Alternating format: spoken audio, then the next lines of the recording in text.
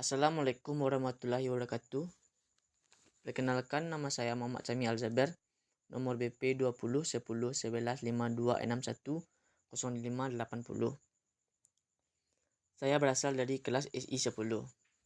Baiklah, di sini saya akan mencoba mempresentasikan hasil jawaban saya mengenai permintaan obat dan dirancang dengan aliran sistem informasi lama, aliran sistem informasi baru, dan konteks diagram. Aliran sistem informasi lama. Pada kasus permintaan obat, ada 4 bagian yang terlibat. Pertama, gudang farmasi. Kedua, supplier. Ketiga, puskesmas. Keempat, pimpinan gudang. Pada kasus ini, gudang farmasi melakukan permintaan obat ke supplier. Dan supplier melakukan pengecekan permintaan daftar obat. Dan daftar obat pun dikirimkan ke gudang farmasi. Setelah itu, gudang farmasi pun melakukan pengecekan daftar obat. Setelah itu, puskesmas pun meminta permintaan obat ke gudang farmasi. Setelah itu pun, gudang farmasi melakukan pengecekan daftar obat. Dan daftar obat pun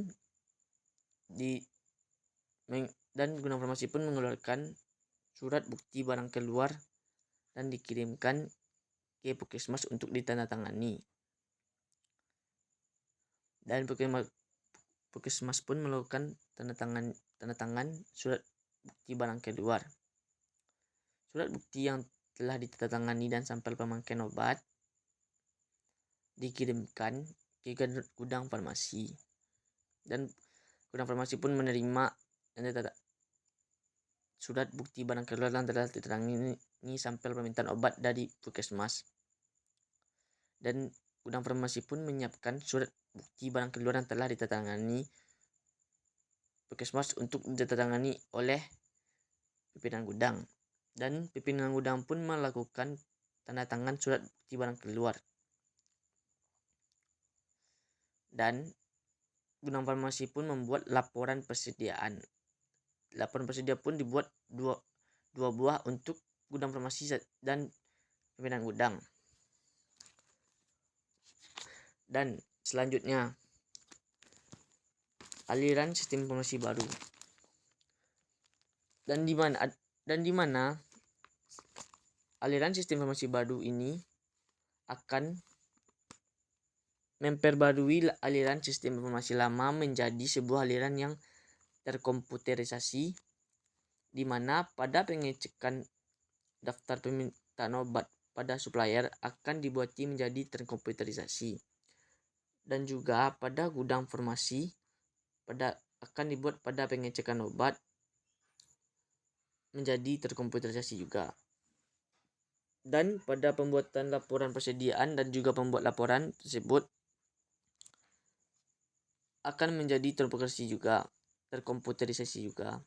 Yang membedakannya yaitu pada aliran sistem informasi lama, setiap proses akan dilakukan secara manual, sedangkan yang baru sudah terkomputerisasi.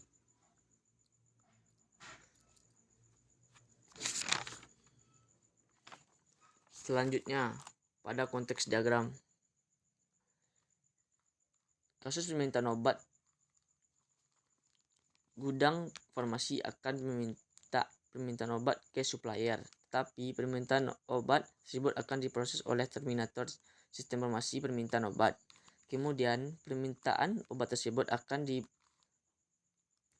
diberikan kepada supplier, dan supplier pun memberikan permintaan obat ke gudang farmasi, tapi harus melalui terminator untuk diproses. Kemudian setelah diproses, terminator akan memberikan permintaan obat kepada gudang farmasi, dan begitu sampai seterusnya. Hanya itu yang dapat saya sampaikan. Saya mohon maaf apabila banyak kekurangan di presentasi saya. Assalamualaikum warahmatullahi wabarakatuh.